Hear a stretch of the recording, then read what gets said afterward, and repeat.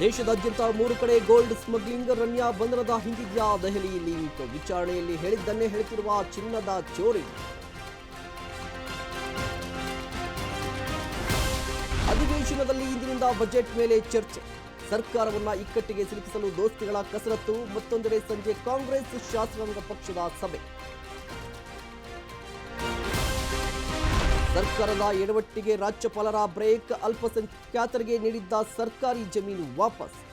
ಚಾಮರಾಜಪೇಟೆ ನಾಗರಿಕರು ಫುಲ್ ಖುಷ್. ಬೆಳಗಾವಿ ಕಿಡ್ನಾಪ್ ಕೇಸ್ಗೆ ಬಿಗ್ ಟ್ವಿಸ್ಟ್. ಓಡಿ ಹೋಗಿದ್ದ ಪ್ರೇಮಿಗಳನ್ನ ಕರೆತಂದ ಕಾಕಿ. ತಾಯಿ ಎಷ್ಟೇ ಕರೆದರೂ ಪ್ರೀತಿಸಿದವನ್ನ ಬಿಟ್ಟು ಬರಲ್ಲ ಎಂದ ಯುವತಿ. ಖಾಸಗಿ ಬಸ್ಗೆ ಡಿಕ್ಕಿ ಹೊಡೆದ ಓರ್ವ ಸಾವು, 35ಕ್ಕೂ ಹೆಚ್ಚು ಜನರಿಗೆ ಗಾಯ. ಚಾಮರಾಜನಗರದಲ್ಲಿ ನಡೆದಂತಹ ಘಟನೆ.